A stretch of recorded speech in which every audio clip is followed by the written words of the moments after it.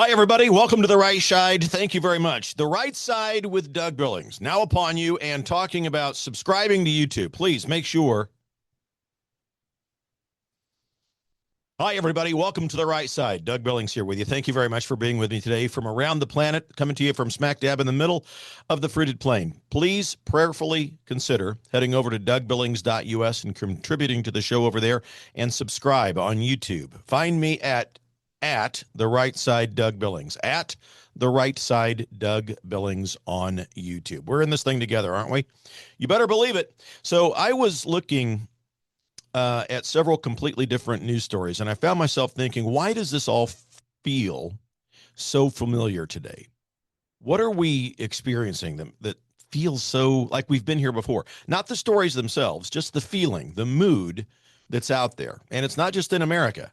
You know, the public reaction, the growing sense that something bigger is happening beneath the surface of all this. So a lot of things behind the headlines and between the lines of each story that we're reading. And the more that I thought about it this morning, the more that I was reminded of something that I learned a long time ago in corporate America. One of the most dangerous moments for any organization is when the people at the top become convinced that they're smarter than the people that they serve. And maybe that sounds harsh, but as the VP of Human Resources in corporate America, I saw it all of the time. Servant leadership was often forgotten about. They did not, the leaders of these corporations didn't view themselves as servant leaders.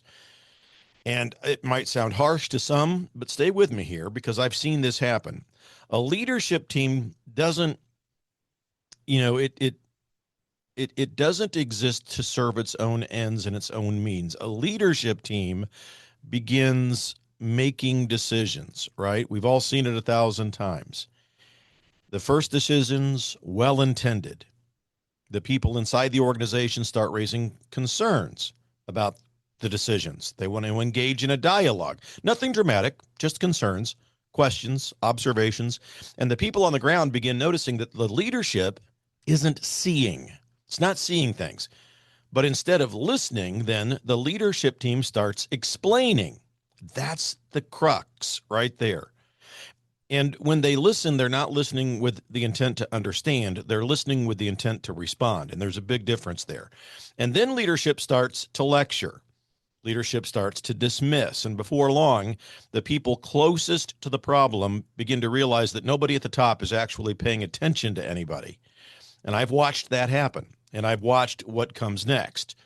Trust begins to disappear. Not overnight, I grant you, but slowly and quietly, almost invisibly at first. People stop believing they're being heard. And people stop believing that their concerns matter. People stop believing that anyone in authority understands what they're experiencing or what they're talking about. And eventually, a gap begins to develop. On one side are people making decisions. On the other side are the people living with the consequences. Now, look, ladies and gentlemen, I think that's exactly what we've been watching throughout much of the Western world, not just in America, throughout the West. For years, ordinary people have been saying something doesn't quite feel right. And again, not everybody expressed it the same way, at the same time. Different people focus on different issues, but underneath of it all, there is a growing feeling that the people making decisions weren't listening anymore. Now, here's where it gets interesting, because the response from many leaders, it wasn't to listen more carefully. The response was to explain why the public was wrong. And that's always a dangerous moment, because reality doesn't disappear just because leaders disagree with it. Reality happens to be stubborn. Reality waits. Reality eventually will demand attention. And that's what I think we're witnessing right now. You know, when I was younger, I used to think that history changed because powerful people made important decisions. But the older I get, the more I realize that that's only part of the truth. And when I'm a lover of history, and history often changes because ordinary people like you finally reach a point where they're no longer willing to ignore what they're seeing with their own eyes. Now think about that. Most major political shifts don't begin inside government buildings. In America, they certainly don't begin in Washington, D.C. They begin around kitchen tables. They begin in conversations between neighbors, and they begin when people start saying things like, am I the only one noticing this? Then somebody else says, no, you're not. I've been thinking the same thing. And before long, what seemed like an isolated concern turns out to be shared by millions of people. You see this on social media all the time. I think that's where we are right now. And I think that's why so many of us, when we look at today's political battles, they seem larger than the issues themselves. Because the battles aren't really about individual issues. The battles are about whether ordinary citizens still have a voice, plain and simple. We saw this in Kansas when the so-called Republican, he's really a rhino, and I probably shouldn't say his name because that might be indiscreet, Ty Masterson. He's the president of the Senate in Kansas. He's running for governor, and he did the same thing. The battles aren't about individual issues. They're about whether ordinary citizens have a voice. Ty Masterson took the voice away from the people when he engaged in a backroom closed-door meeting with Kansas Commune Socialist, formerly known as Democrat Governor Laura Kelly. And he didn't give the people of Kansas a voice or a vote on the Chiefs deal that brought the Chiefs from Missouri to Kansas. And persons like that, political figures like that, certainly don't deserve the reward of higher office. But that's the real fight. Not whether one policy wins or loses, not whether one politician wins or loses, but it's whether citizens still matter, whether their concerns still matter, whether reality still matters. And here's why I find all of this encouraging, because throughout history, whenever citizens become re-engaged, positive change usually follows. Now, it might be messy change, it might be imperfect change, it might be frustrating change, but it's change nonetheless. And that's why I don't view this moment in America and in the Western world a crisis.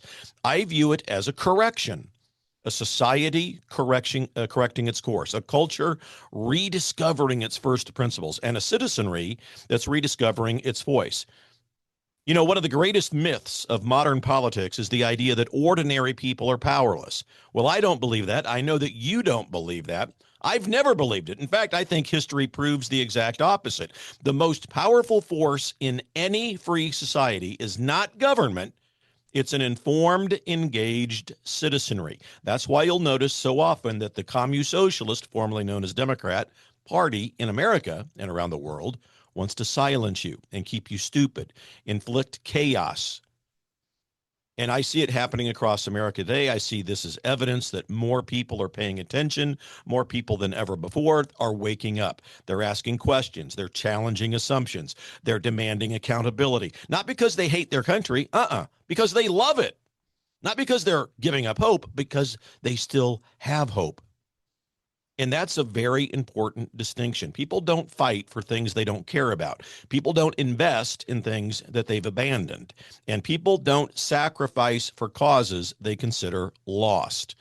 The fact that so many Americans and people who are conservative natured around the world remain so engaged tells me something important. It tells me that they still believe that in America's case, America is worth saving. And I agree with them. And that's why I believe that we've entered into what I call the sovereignty era. It's not because a politician announced it. It's not because, a think tank endorsed it, but it's because millions of ordinary people have decided that their voice matters. And when enough citizens reach that conclusion, history has a habit of changing direction. So, my friends, I think that's exactly what's happening right now. I really do. And I think that the best days of America are still ahead. I think I see great days for Europe. You're beginning to realize it. You've got a long road ahead. As I said, please prayerfully consider contributing to the program over at DougBillings.us. Subscribe on YouTube at The Right Side Doug Billings, because we're in this thing together, ladies and gentlemen. Believe it. For the Republic. Cheers.